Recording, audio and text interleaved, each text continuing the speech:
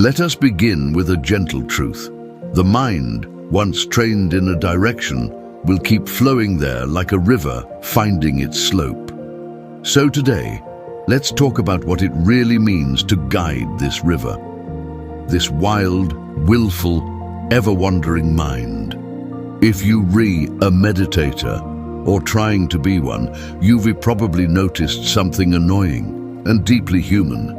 Every time you sit to be still, your mind pulls out a bag of popcorn and replays the greatest hits of your desires. That one crush in college, that perfect slice of pizza, that car you wish you owned, that awkward thing you said 12 years ago, and hey, remember that TikTok you saw last night? Yes, that mind. The one that doesn't want to meditate, but desperately wants to remember the smell of cinnamon rolls, or relive a fantasy that ended with you being interviewed by Oprah. So, what's happening here? Stage 2 of wise discernment. The tug of war for a yogi, a spiritual seeker, a practitioner of stillness. There comes a second stage of wisdom called Citta-Viveka, or mental discernment. This is where the real battle begins. You see, your mind has spent years, maybe decades, being the CEO of the pleasure department. And you've been the unpaid intern, just trying to keep up with its demands. But when you finally say, hey, I'd like to quit the sensory circus and sit quietly for 30 minutes, the mind doesn't say, of course, my dear spiritual warrior. No. It throws a tantrum, like a toddler denied candy in Walmart.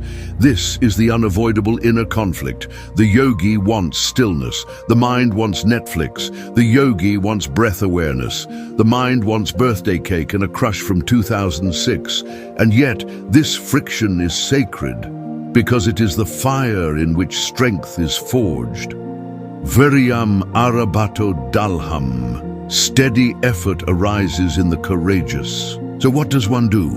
Ajahn Sona would remind us gently but firmly, you must generate strong effort with steady energy.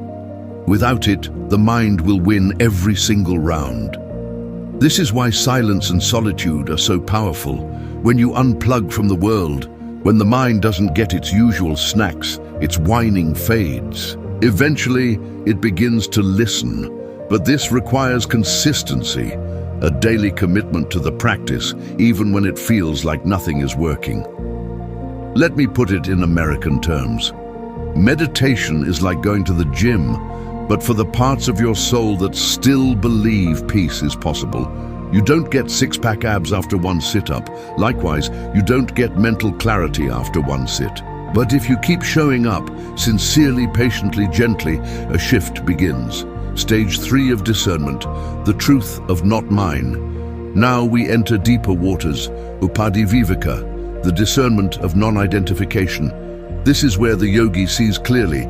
These 5 aggregates, body, feelings, perceptions, mental formations, and consciousness, they are not me.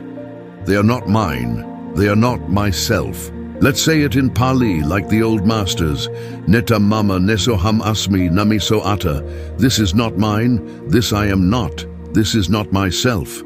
You say this not like a robot, but like someone waking up from a long, deep dream. You begin to realize that your thoughts, your habits, even your beautiful emotions, they rise and fall like the weather. You are not the storm, you are the sky. And let me tell you something funny and liberating. Once you stop taking yourself so seriously, the mind relaxes. You're no longer the star of your private drama. You're just a wise friend watching the play unfold. Imagine how freeing it would be if you could walk around with the mantra, not mine, not me, not myself. Suddenly, you stop clinging to the highs, you stop fearing the lows. The whole game starts to look a little silly. And that, my dear practitioners, is when the real joy begins. The yogi's secret weapon, equanimity in motion. When the grip of me and mine loosens, something magical happens. The heart becomes light, the mind becomes focused, meditation becomes natural. You're no longer forcing it, you're falling into it like sleep after a long day's work. This is why the yogi must cultivate both types of discernment, the strength to fight desire with discipline and the wisdom to release identity with grace. This is not dry philosophy. This is the oxygen of freedom. Let me end with something both serious and humorous. The mind is like a monkey drunk on Red Bull, scrolling Instagram while juggling bananas.